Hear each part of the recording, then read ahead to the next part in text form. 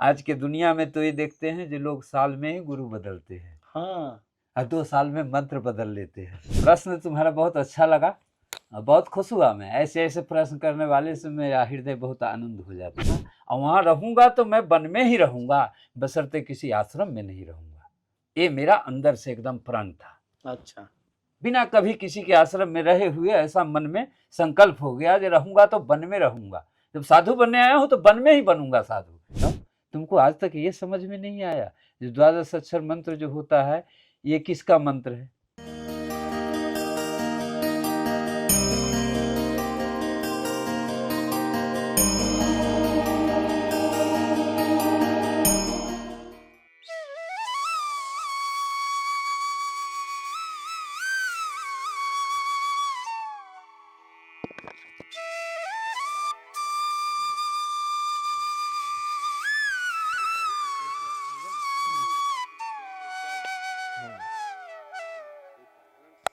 भगवान के साथ में रह करके उनको समझ में नहीं आ रहा है राम की भजन करूं कि कृष्ण की भजन करूं कि हनुमान जी की करूं कि भोलेनाथ की करूं। हैं ये अभी तो अच्छे अच्छे मूर्ति को समझ में नहीं आ रहा है। जैसे कि हमको 1-2 बार अभी 2-4 दिन के अंदर में कामतानाथ में कुछ महिलाएं ऐसी मिली तो हमसे कही जी कि महाराज जी हमको सीताराम का नाम बहुत अच्छा लगता है, लेकिन हमने गुरुदेव से अपना दीक्षा ली थी तो हमें द्वादश मंत्र का जो है सो दीक्षा दिए। अच्छा। तो मैं उससे सरजुग तट पर ऐसे 2 मिनट के लिए बैठते नहीं आदमी, तो वहीं बैठ गई। 2-4 महिला और जुट गई। हम कि देखो द्वादश अक्षर मंत्र का जाप करके ही मनुष्य शत्रुपा भगवान को पा गए थे। सत्य वचन। और जो मंत्र तुम्हें मिला है वो सीतेराम का तो मंत्र है। द्वादश मंत्र की तो किसका मंत्र है? सीताराम। सीतेराम की तो मंत्र है। ये बताओ तुमको आज तक ये समझ में नहीं आया जो द्वादश अक्षर मंत्र जो होता है ये किसका मंत्र है? राम जी ही है वो। तुम उससे विचलित मत हो और उनसे बड़ा कोई मंत्र भी नहीं है। अच्छा। सीताराम पहले माँ को ही नाम लिया जाता है क्योंकि वो शक्ति है, उसी से सबकी उत्पत्ति हुई है। नहीं, फिर पिता का नाम लिया जाता है। तो बिना सीताराम लगाए हुए वह भजन पूरा नहीं होगा, अधूरा रहेगा। जैसे श्री राम जय जय राम विजय मंत्र है, विजय मंत्र है। सीताराम मंत्र में नहीं आते, नाम में आता है। नाम में आता है। अच्छा। ठीक है, सीताराम जो है सो नाम में आता है, मंत्र में नहीं आता है। मंत्र में श्री राम जय जय राम ये विजय मंत्र है। यही मंत्र को जाप करके हमारे हनुमान जी लंका से विजय पा गए थे।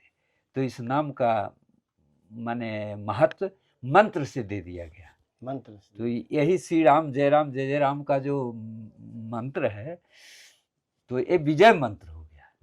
अच्छा। ये जो भी मनुष्य, जो भी भक्त, जो भी जीव इस मंत्र को भाव से, प्रेम से और समय से नित्य करेगा उसे अवश्य ही भगवान कल युग में 3 साल के अंदर में उसको हर काम विजय दिलाएंगे।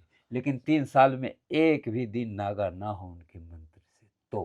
अच्छा गुरुजी, कहना नहीं चाहिए जैसे कि साधक की एक दिनचर्या निर्धारित की जाती है, एक संत की दिनचर्या, संत की और साधक की दिनचर्या में कोई भेद होना चाहिए या एक ही होती है? नहीं होना चाहिए भेद।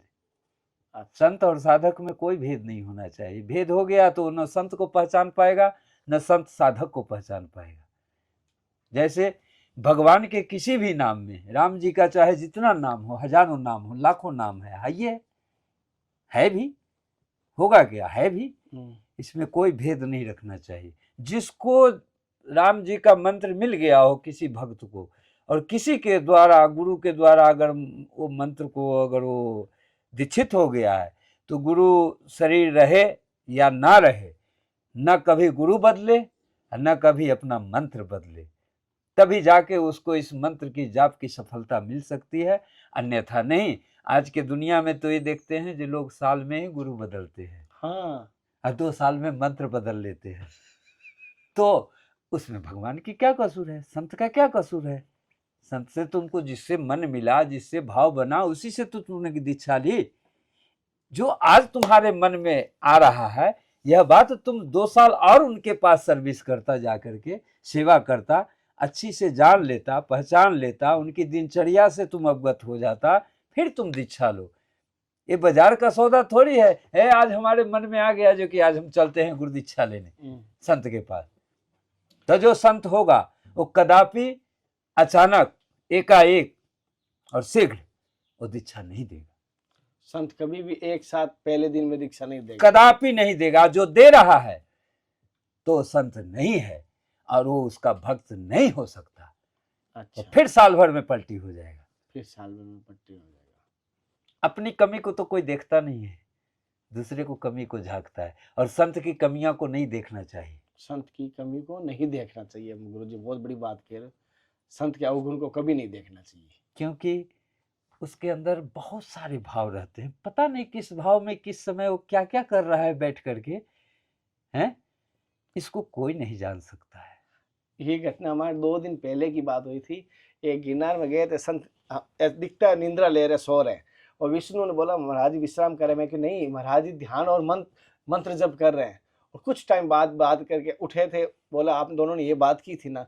मैं सच में कन्हैया कह रहा हूं, ध्यान में मंत्र में बैठा था, मैं उसमें मंत्र में बैठा था, मैं देख रहा था कितने लोग आए, किस लिए आए हो। अगर आप बाहर बैठे हो इसलिए मैं वापस आया हूँ उठ के, अगर आप देख के चले जाते समझ लेता कोई सहसारी है। तो कभी कभी संतों को, मैं भक्तों को कहता हूँ, संत भगवान कभी ध्यान में निंद्रा में दिखाई दे, हमारी दृष्टि में निंद्रा है, लेकिन संत उसमें भी भजन में रहते हैं, क्योंकि जब अजब्बा बन जाता है तो हर श्वास के साथ नाम जप होता है संत। बिल्कुल, सोते उठते जागते, माने उसका हृदय कभी खाली नहीं रहता। भले वो सेवा कर रहा है लेकिन अंदर से उसके उच्चारण चालू है जी, एक पल के लिए भी बंद नहीं करता। सांस जब नींद आती है तो श्री राम ही मुंह से निकलता है। और क्या मजाल जो कोई इस जगह 12 बजे रात को आ जाए, 2 बजे रात को आ जाए, एक खर थोड़ा सा खुरखुरा जाए, मैं खड़ा होकर न जग के उठ के बैठ गया तो फिर जो कहे सो से। निद्रा कहाँ पाता हूँ? अच्छा, निंद्रा नहीं पाते। नींद में सो जाऊंगा तो खो जाऊंगा। यही तो सबसे बड़ा गुण होता है संतों में, नींद नहीं लेता पाता है। जैसे दुनिया नींद लेकर के और कहता है जो रात भर सोया, हम लोग रात भर नहीं सोते हैं।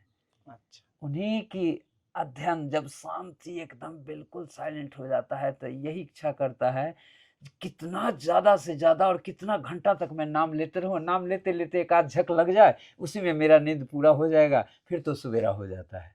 समय कहाँ मेरा इंतजार करेगा, मैं समय का इंतजार करता हूँ कि सुबह कब होगा। तो सुबह भी पता नहीं चलता है, जब 4 बजता है तो उठ जाओ। गुरुजी जैसे हमारे कहना नहीं चाहिए, हालांकि राम जी के जीवन की सभी हमारे गुणकारी बातें हैं, बहुत सारी ऐसी उनकी लीलाएं हैं, लेकिन राम जी की कौन सी ऐसी लीला जो आपको ऐसा लगा कि ये हर जीवन में उतारनी चाहिए, या ऐसी कौन सी लीला है जो आपको हृदय को छू गई हो राम जी की जीवन में? प्रश्न तुम्हारा बहुत अच्छा लगा, बहुत खुश हुआ मैं। ऐसे ऐसे प्रश्न करने वाले से मेरा हृदय बहुत आनंद हो जाता है। देखो, अगर हमारी बात अगर पर्सनल पूछते हो भगवान के बारे में, तो मैं जब संत नहीं बना था तो मुझे कोई मालूम नहीं था जो भगवान किसको कहते हैं और संत किसे कहते हैं। सिर्फ माता पिता को पहचानते थे, उनकी सेवा करते थे, धन्यवाद। इसके बाद मैं कुछ नहीं करता था। अच्छा। और ज़्यादा कुछ करता था तो शरीर में बल था, मैं अपने मुख से ही कहता हूँ, रात दिन झगड़ा लड़ाई करता था। शरीर में बल था, किसी को कुछ समझता नहीं था, घर में पैसा था, हर चीज़ से संपन्न था, किसी को कुछ नहीं समझता था। इतनी बड़ी माने मेरे ऊपर जो है सो बोझ आ गया था, जो फिर भोलेनाथ ने मुझे इस चीज़ को तोड़ दिया। भोलेनाथ ने, क्योंकि बिना संगति या बिना मंदिर और बिना किसी साधु की संगति के मेरे मुख से ओम जय जय का नाम आने लगा। ओम जय जय, ये मेरा पूरा गांव जानता है, जन्मभूमि,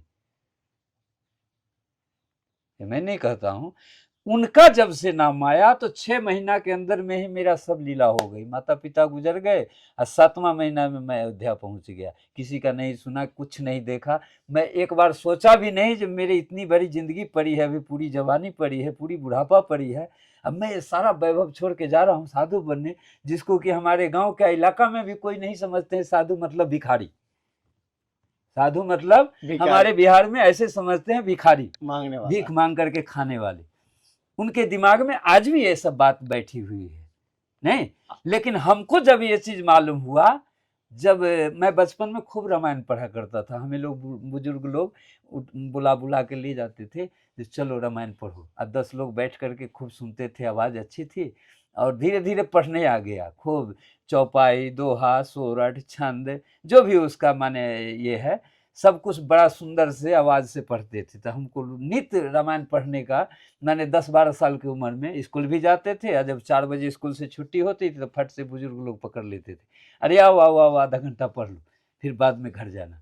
तो आधा घंटा कौन कहे, फिर 2 घंटा बैठ जाते थे, 4 से 6। हमको भी अच्छा लगता था, किताब से अच्छा लगने लगा रामायण। तो ये भोले बाबा की कृपा है। हम अपनी पर्सनल बात बताता हूँ। राम जी की जहाँ तक प्रश्न करते हैं, तो भोले बाबा ने हमें अपने मंत्र का उच्चारण दिया। मैं वही नाम, मैं चाहता भी नहीं था कि कभी मैं बोलूं, लेकिन हृदय से निकलता था तो बोलना पड़ता था। कभी कभी कोई सुन लेता था तो कहता था, अरे साधु बनेगा क्या तू, अभी ये बिना कोई संगति का तुम जो है सो ओम जय जय करने लगा। हम कि मैं नहीं कर रहा हूँ, मेरे अंतरात्मा से आवाज आ रही है, मैं ना चाहता हूँ फिर भी मैं बोल रहा हूँ। अब बोलते बोलते 6 महीना से 7वां महीना नहीं लगा, ऐसी बैराग चढ़ी जो मैं बिल्कुल अंधा हो गया। मैं कहा नहीं, ये सब बेकार है, ये धन वैभव, ये परिवार, ये माता पिता तो चले ही गए, भाई बहन ये सब स्वार्थी हैं, रात दिन झगड़ा करवाते हैं हमसे, अपने को अच्छा बनते हैं, हमको बैरी बनाते हैं। कल मेरे शरीर में ताकत कम होगा तो सब बैरी मेरे ऊपर हमला कर देंगे, तो ये नहीं बचाएंगे, इससे अच्छा है इससे पहले निकल लो घर से। वाह, यह ज्ञान प्रभु ने हमें दिया, हमें निकल लिया, सत्य का निकल लिया। आज तक फिर वापस मैं लौट के नहीं गया। गुरु जी, जैसे घर की दहलीज निकलने के बाद और गुरु की खोज कैसे हुई, ये अद्भुत बात बताओ। गुरु की खोज, मैं अयोध्या 10 साल रहा जी, खूब सुंदर, ऊपर 3री मंजिल पे मैं रूम लिया। मेरे पास पैसे भी थे कुछ, झूठ क्यों बोलूँ, ये सब जानते हैं, पूरा जग जानता है। 7-8 लाख रुपया था मेरे पास, आज से 35 साल पहले। तो मैं कहा चलता हूँ अयोध्या में, संतों की सृष्टि हुई है, वहीं से कुछ शुरुआत होगी। आए, हमको जगह भी मिल गया, रूम भी मिल गया। अचानक अपने मन से ऐसा हृदय हुआ जी कि मैं भंडारा नहीं खाऊंगा, मैं अपने हाथ से बना के खाऊंगा, मैं तो साधु बनने आया हूँ। तो अभी से अगर मेहनत मैं नहीं करूँगा तो कहीं किसी के साथ रहूँगा तो मुझे कौन रोटी बना के देगा। तो मैं अपने बनाना प्रयास करना शुरू कर दिया, अभ्यास। तो ऊपर ही सारा व्यवस्था करके अपना खूब सुंदर, अपना मार्केट से सब चीज़ खरीद के लाते थे, खूब बनाते थे, खाते थे। जो खाने के समय पहुंच जाता था उसको भी खिला देते थे। ऐसे तो पहुंचता बहुत कम ही था, क्योंकि वो तो आश्रम थी। हम 10 साल रहे, लेकिन हमें कुछ समझ में नहीं आया वहाँ। अच्छा, एक पैसा भी नहीं समझ में आया। और हुआ तो 2-3 बार जो है सो हम उलझ भी गए साधु संत से। वो क्यों? उल्टा सीधा। अच्छा, अब खोल के नहीं बताएंगे। उल्टा सीधा क्रिया जो देखा, मैं कहा ऐसा ही संत होता है। तो एक बार मन वहाँ माने विचलित हुआ, यार कहीं फंस तो नहीं गए। ऐसा तो अच्छा पहले ही था। मैं अपने दिल से पूछ रहा हूँ, कहीं फंस तो नहीं गए मैं, साधु ऐसा करता है क्या, इसी को साधु कहते हैं। फिर ये सब लीला देखते देखते तो मैं छोड़ता नहीं था, शरीर में ताकत था तो मैं सीधा उठा करके पटक देता था। एक को तो 2 तल्ले पर से पटक दिया। अच्छा, थाना पुलिस हो गया। तो थाना पुलिस हो गया तो उसमें भी थाना पुलिस वाले हमको बरी कर दिए, कहे जाओ अब महाराज आपकी गलती नहीं है, अब जाओ। और उसको कहा जाए कि तू साधु नहीं होता तो तुमको मार डंडा से तुमको जेल में डाल देता, उसको भी छोड़ दिया। मैं कहा जी कि फिर सोचने लगा, एक दिन विचार किया, ऐसे अगर मैं यहाँ भी करते रहा तो एक दिन मैं थाना जेल पुलिस चला जाऊंगा, आया था तो साधु बनने, और काम तो फिर पीछे पीछे लगा हुआ है। तो फिर एक दिन विचार किया मन में हम कि नहीं, अब अयोध्या से आगे बढ़ना चाहिए। तो एक बार हम किसी संत के साथ गए भारत यात्रा में बोलेरो से, तो बड़ा सुंदर सुंदर भजन हमको वो बोलेरो में सुनने को मिला। चित्रकूट की भजन इतनी सुंदर मिली जो मेरा मन एकदम मुग्ध हो गया चित्रकूट के प्रति। जब हम भ्रमण करके आए तो मैं कहा जिसका भजन इतना सुंदर है वो धरती कितना सुंदर होगा, मैं चल के देखूं जरा, वहीं जा कर के रहूँगा। और वहाँ रहूँगा तो मैं वन में ही रहूँगा, बशर्ते किसी आश्रम में नहीं रहूँगा। ये मेरा अंदर से एकदम प्रण था। अच्छा, बिना कभी किसी के आश्रम में रहे हुए ऐसा मन में संकल्प हो गया कि रहूँगा तो वन में रहूँगा। जब साधु बनने आया हूँ तो वन में ही बनूंगा साधु, ये आश्रम में नहीं बनूंगा। 10 गो लोग के बीच में नहीं बनूंगा साधु, फिर तो हम जैसे के तैसे हो जाएंगे। चले आए, वहाँ जितना सामान था रूम में सब एक चाय वाले को दे दिए। मैं कहा तू रख ले, हमको ज़रूरत नहीं है, हमको जितना ज़रूरत है मैं अपना बैग में रख लिया। सब सामग्री जो भी अपना खाने पीने उठने बैठे, थाली कटोरी गिलास सब अपना बैग में रख लिया। और वहाँ से बैग उठाया, सीधा चित्रकूट आ गया। इतना खुशी थी हमें चित्रकूट पहुँचते पहुँचते, इतना खुशी थी। यहीं पे भगवान 11 साल रहे हैं ना, हम वो धरती पर तो आ गए, कुछ ना कुछ पुण्य है हमारे में। मन आनंदित होते गया। फिर कल होकर के रघुवीर मंदिर में रुके 11 दिन। तो वहाँ कहा महाराज जी सेवा करना पड़ेगा। हम तो कोई सेवा करूँगा नहीं। तो कहा जी रामायण की सेवा करेंगे? हम कि हाँ रामायण की सेवा करूँगा, बाकी कोई सेवा नहीं करूँगा।